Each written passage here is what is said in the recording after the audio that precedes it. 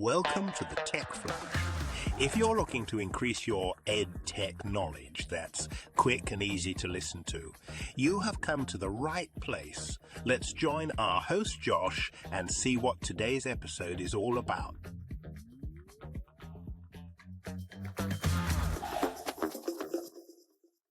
Hello and welcome to the Tech Flush. Listen, again, I'm glad you're back. I hope you really enjoyed episode 81 and this new quick little format. I hope you're finding that very useful to really get that one idea to use tomorrow. Because let's be real, we don't need a bunch of new ideas.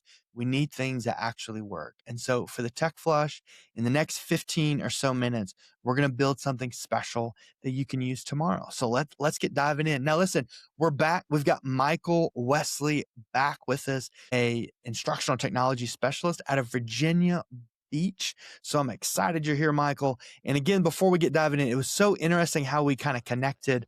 You know, I went to a session with you and Farmer Fobs, app smashing at TCA this year.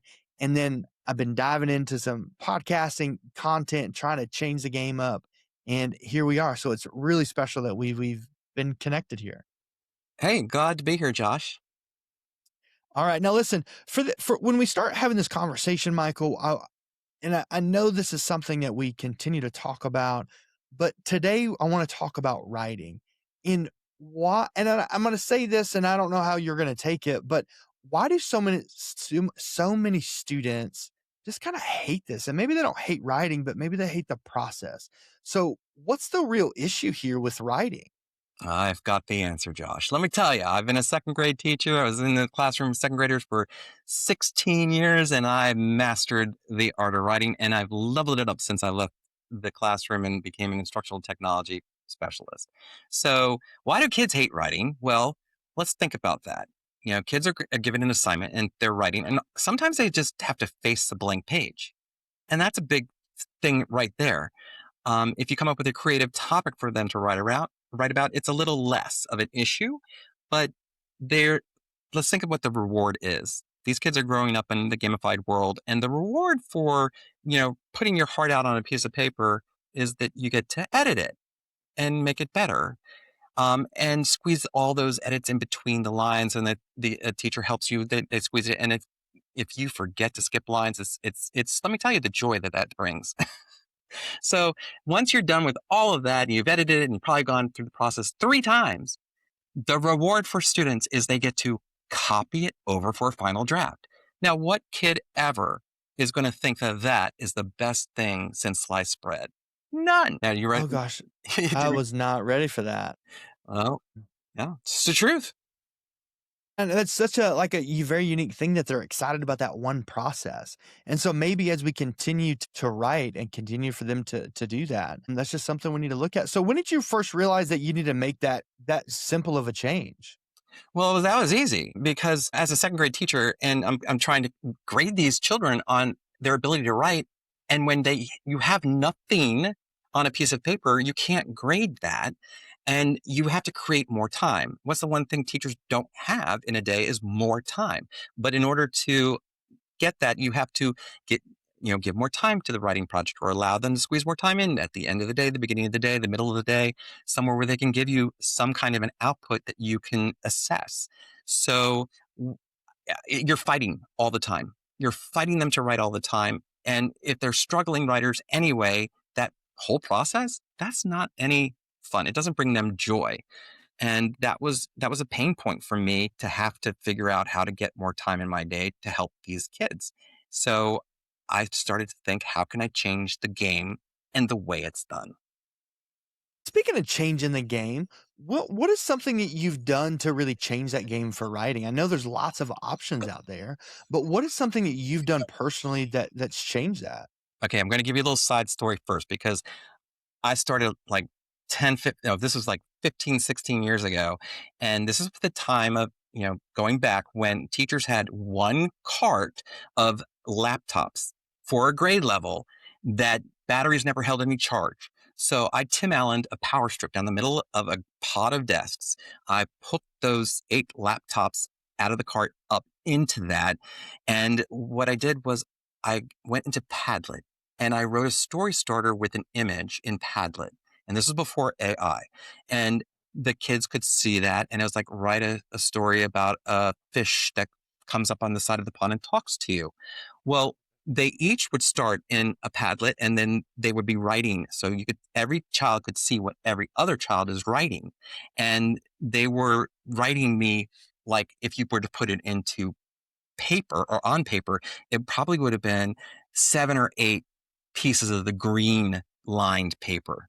So I don't even know if that's in classrooms anymore still. I don't think so. I haven't seen that in a long time. I know. I think it's still around. But anyway, they would write more on the screen because they could see their friends and what they're writing. It was a little bit of a competition, I guess, in a way. But when they wrote it, I could just highlight it and then copy and paste it into a document and print it out and then show them the edits and talk about what they wrote and then give that back to them and they could go back and make the edits quickly. It wasn't painful for them. I was like, once I saw that this was enjoyable and not painful, this was kind of like where I started. And, we continue to do that. When I really had a big aha moment is when I was just, not helping them, but monitoring the room. And one kid leaned over and he said, Mr. Wesely says that when you use quotation marks, you're supposed to do this and this. I just multiplied myself. The kids teaching another kid Yeah. what I taught them. So I didn't have to teach that kid that again. I didn't have to spend time in a conference with the kid because the other kid shared what they learned. So that was where it was a big aha moment. I can change the writing process. Because ultimately, when we were getting them to write and then edit it, and they would have to go back and make the final copy, I'm still getting the same output, but I'm getting more and I'm getting better. And my conversations are running deeper with these kids about the craft of writing. It really changes it to where I have to write to where I get to write. Just like that student you were talking about using the quotation marks. They're getting to write. They're wanting to do those, and it makes it exciting. And speaking of exciting things, I heard there's this program out there called We Will Write. Now, I Uh-huh. haven't really dug into it a lot. I've heard it's a gamified writing platform, Oh my but gosh. I've So also it's heard cool. you're really good at it. So what is this thing about? Okay, so people write. It was one of the platforms that came across my path in the last 3 years, and I was like, oh, that was kind of fun. I experienced it first as an adult. Joe and Chris and Merrill were presenting, and they said, "Okay, we're going to play this game," and I just love this game, and then they played it. So what it is that um, let me go ahead and pull up my screen and share my screen with you. For those of you who are watching that here's the screen. It'll help. All right. We Will Write. We Will Write was a gamify platform that we tried out. And what it is that this is like the main dashboard where you have these visual images of what you're going to be writing about. And when you're using an image, your accessibility, I mean, just think of anybody can access that. Your bilingual students can look at the picture and come up with a story on a picture. So basically, it's a graphic image of some kind that you can write stories on. Now there are 10 free each month, and they rotate and change. And then you can try. And then sometimes if it says it's about this, I'll just say, look at the picture. This is what we're going to compete about today. So when the kids all sign into the game, there are like rounds. And here's an example of one of the rounds. It has 3 different activities, and I can check those activities. If I want to just do 2, I could just check 2. I can adjust the time by 30 seconds on both ends as well. And then this first they come in order, so they're rounds. Now the way it works is that if the kids need some help, they can click on these dots over here on the side, and it'll give them some, ideas about what they could write about. So once it starts, this game is amazing because as soon as the game starts, the kids are like, clickety, clickety, clickety, clickety. All you hear for the next 45 minutes, 30 minutes, 25 minutes, however long you do it, is the clicking and clacking of their little fingers, no matter what grade, 2nd grade, 3rd grade, 4th grade, 5th grade, all the same. So we would launch it, and I would pick which activity I want them to do. They log in just like they would log in to another game like Kahoot or Quizzes. They just put in the code. So they don't have to log in with their Google identification. They all get in there, and then the game begins. It anonymously splits them into different teams, depending on how many kids are in there. So they know if there are a buck or a bull or a lion, but they don't know who's on their team because it doesn't tell them. So the object is as a team, they're going to write about the picture and the prompt. And then they are going to, whoever on their team they vote to have be the best writer is going to go forward. So as they're typing in this white box here, you can see that they counts the words that they're typing. And each time they type a character or word, it adds the number. So it's kind of like that clown game where you're filling the clown game's mouth with the water gun to pop the balloon. So they can see that in the competition as well, how many words are written, and then they keep writing. At the end of the round, they get to vote on which person on their team is the person they want to go forward to represent them, to be the team winner and to win the whole competition.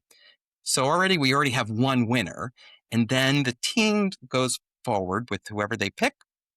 And then you go into another round where you find the class winner. So each winner from each team goes into the final round. So you have lots of winners that are labeled here, and people are excited. And they keep it anonymous and they don't tell who wrote what. A lot of times the kids will say, "Oh, that was mine." But I say, no, don't tell anybody. We're just going to go forward. So it just creates that excitement. That's how I would position this in my classroom, is just creating the excitement for the kids. And it gives you all the data and what each kid wrote. And you can see who won the round. You can even create your own sets when you have a subscription to it. And because there's no AI involved, it's one of the less expensive ones for the year, actually. So that's great. And that gets kids all excited. But where I do my teaching and my grand slamming is in Book Creator. You've come from, we're writing on paper, we're writing on that paper that I haven't seen in years, to where we're playing this gamified version, but it's just not gamified. Students are peer reviewing each other and seeing who's the better writer and who has the better thoughts. And now I feel like, especially with that peer review, other students are going to learn from that. And now you've made it into a gamified version where they're winning something. They've maybe got a trophy. Creates that vibe and that excitement, and they belong. You belong to a team. You belong to the class. You're working together. You're seeing other ideas, and it's of course you might have some meltdowns, but that's all class management. Is like the good sportsmanship and all the other lessons that we teach with the many hats that as educators we wear, to keep that level of excitement. It's just one of the most exciting things. And the developers and the creators of the game have really used the game science, and they have put it together to where it works for kids. And it's one of the few platforms that has the same outcome every time, no matter what class I'm in.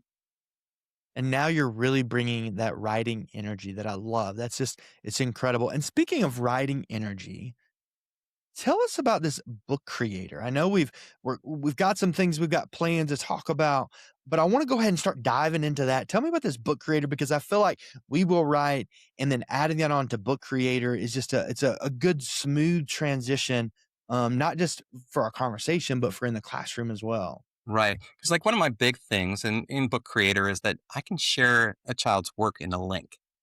And I can collect all those links and share it as a class set. Kids can read each other's books. I can put it into a library of these books. There's so many opportunities in Book Creator, but one of my favorite things is you get them excited with the We Will Write. And just an example of the level of excitement that had created for one student who was a reluctant writer for the entire second grade. She experienced that halfway through her third grade year. And then since then, what happened was she wrote 3 pages of college ruled text with tiny font. It excited her so much that she became a writer. So what do we do with that? We come up with these showcases. So for Book Creator, one of the things is that a lot of people may not think of using, but in Book Creator, you can, create books. It now has Adobe mixed in there. So you can do the generative image with Adobe Express to create your own images. And this was a project where we wanted the children to write a book and do research. And there were all these other elements, many of which were paper, that were put together during that process Like in Book Creator, I can turn off the images so they can put in all their information. And then when they hit a certain point, I can turn on the images or shift them over into a library where the images were turned on so that they could continue their work on this book. So this was a book that a child made. But before we made a book, we talked about publishing. What does it take about publishing? When you publish a book, what does that mean? What happens in that process? Do you think you just write the first time and then it's automatically a book? No. And, picking books off the shelves of different books that had been read. And it's like, that's not how it works. The kids will go, yeah, you got to go back and you got to edit it. Yeah. It's like, that's right. I wouldn't want anybody to put a work on there for everyone to see if it didn't have, capital letters in the beginning of a sentence, or if the I for I was not capitalized. So, they have an editor, and this is what an editor does, and explain that. And they're like, oh, okay. It's like, well, with Book Creator, guess what? There's an editor who is involved in this process, but you can publish your books to the world. And they're like, what? To the world? I said, yes, but you have to pass the mean, grumpy publisher first. So I set up the environment where if you come back to me and you need a period, be gone with you. Go to the end of the line, because every time you have a writing conference, there's 10 kids in line. I don't want kids in line. I want kids writing. So they would be in line, had to go to the end of the line. So, okay. So then they're going to try a little bit harder with their periods, and capital letters, same thing, end of the line. So those two are my requirements. But if you get your book done correctly and you have all the things that you're supposed to have, we'll publish it. So in this was an example about a published book. Riley was one of our first publishers. So this globe here means that the book's published. Now, once the book is published, the children can click on that. And when they click on it, it gives them a map. And it's a global map. It's basically Google Maps. And as the book is read, it pinpoints where that book has been read in the world. So the first night I sent a letter to the parents, hey, we'd like to honor Riley and share her work. Is that okay? And they said yes. And we published it just, because I had big plans for this. That's why I made sure parents signed off on the permission. So she did that. And the next day she comes back and I show everybody, look, everybody, she had her book read 12 times in 2 different countries. And look, we could zoom in and see exactly where they were. And wow, 6 people in Virginia Beach. Who do you know in Houston? But starting to create the buzz. So, of course, if you want to make a point, you blow things up. And I put it up on the internet, and Farmer Fobs was with Book Creator at the time. And she said, I saw that book. I'm going to go read it right now and forward it out to as many people, because I wanted the kids to see that they had the power, that their work was going to be seen, not just by the audience of one, which is me, not just by their family, but by everybody. So the next day in comes a message from Farmer Fobs. She used a book in Book Creator and basically said, wow, Riley, that's a great book you have there. So at the end of day 2, we're up to 44 reads. We're viral at this point for a 2nd grader.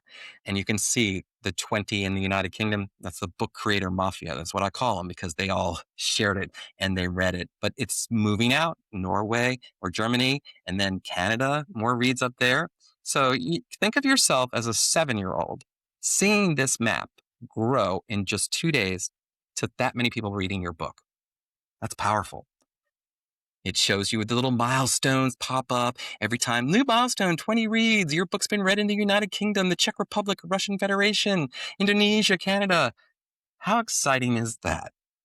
Day 3 comes around, 60 reads, 8 countries. And I'm in that classroom as a specialist going, hey guys, by the way, guess what? In so-and-so's class, I put it on the morning news, and I would show the adventure to the whole building. Why stop at just the class? So by day 4, she has up to 80 reads in 9 countries. And in January of that year, 273 reads. But we're still going right now, she's at like 311 reads as of this recording here. But as of April 23rd, she was at 305 reads. So as a student sitting in a class, seeing that on the morning news and knowing that this can happen to you, what are you thinking? Are you thinking you want to write? They have the energy where they want to write. It's not I have to. It's I want to do it. I want to Yeah. publish it. I want to share it. And it even goes back to our previous episode together, Michael, that power of a link, that not just sharing with Mhm. parents, but we can see that power to share across the world. And it's a student's writing that they probably never thought that their writing would matter, but it does matter. And it continues for them to want to grow and make their learning more fun for them. Well, yeah, because what's the normal process? The normal process is they go through the editing process over and over, and then they copy it over for the final draft if they are using paper pencil. And then what they do is it goes in a bag and it goes home with the teacher. And then how many days is it going to be before they see any feedback? But if it's more than 5 minutes, it's out of their head. So they're done. They're Yeah. through with their writing and they've already moved on. So this is like real time feedback, and it was a joyful project. And as a teacher, I want to experience as much joy as possible when I'm teaching. I don't want to fight kids to write. So as you can see, the evolution from Padlet to Book Creator, and Adobe Express being incorporated in there to make the imagery just because they had images of whatever they wanted, because a lot of the slopsters were generated from Riley's prompting. So that was just exciting all around. And what the kids learned is so valuable to me. Yeah, and continuing to break down those walls where it's just not in the classroom. It's always thinking the bigger picture, and this really translates to outside the classroom. Now, Michael, before we start wrapping up this episode, what is one thing that a teacher could take today? Now, we've talked about We Will Write, we've talked about Padlet, we've talked about Book Creator.